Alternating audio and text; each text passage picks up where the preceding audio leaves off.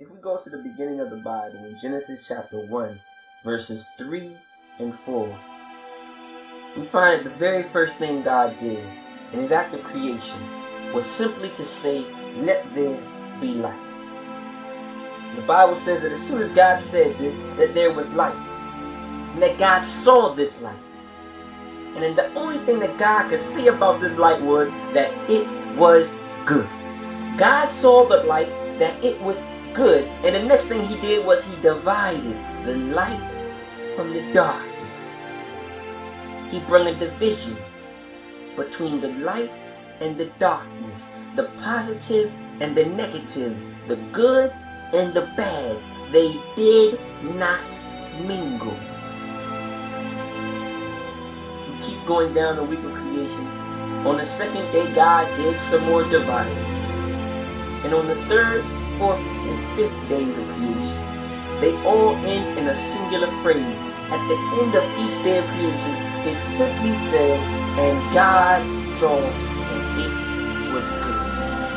Everything that God had created on the third, fourth, and fifth day, God saw that it was simply good.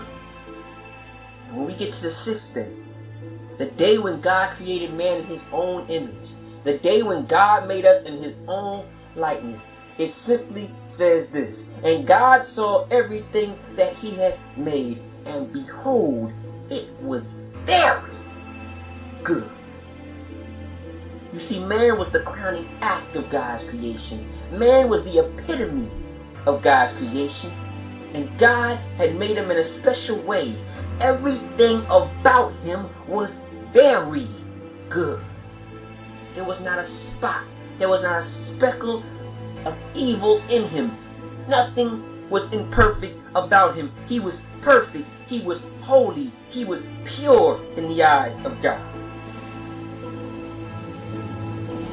But something happened. You see, man chose to disobey his creator. He chose to listen to that old serpent called the devil and Satan, who deceives the whole world. He chose to go against the thou shalt not that his creator had said, and he chose to take part in something that God said just don't take part in. He chose to eat from the tree of the knowledge of good and evil. And it wasn't until man ate from this tree that he gained the experience in knowing both the good and the evil. You see, God had created a world that was good. He did not create a world that was good and evil. He did not want man to experience the evil. All he wanted was for man to experience the good. But man chose to experience, he chose to take part in that tree in rebellion against his creator. And by the time we get to the second generation of man, a brother had already killed his brother. Murder had already been committed. You see, it doesn't take evil too long to do its dirty work.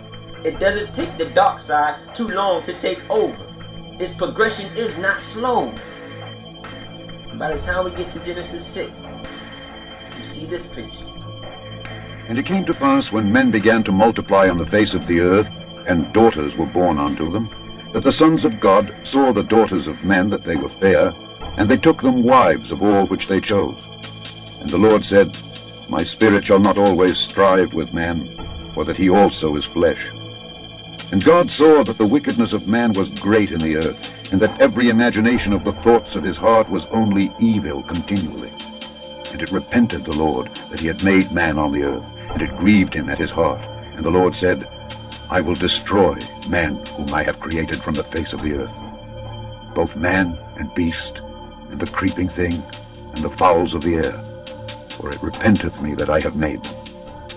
You see, evil had completely taken over the mind. The Bible says that every thought, every imagination was continuously evil.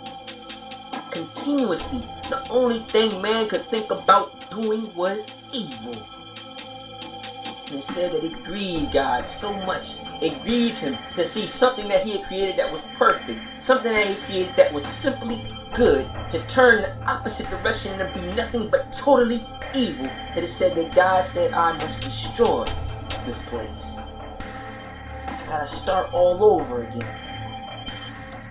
But praise be to God, there was one man in this wicked, in this evil world that found grace in the eyes of God because he was a just man. The Bible says he was a perfect man in his generation.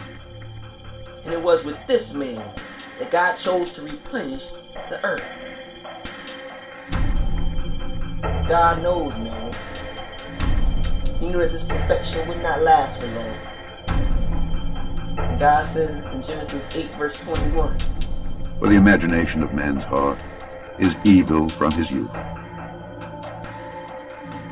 God knows that soon we come out the womb, soon we come on the scene, we're ready to do evil. We're ready to get in some trouble. In fact, you don't have to teach your baby how to throw a temper tantrum.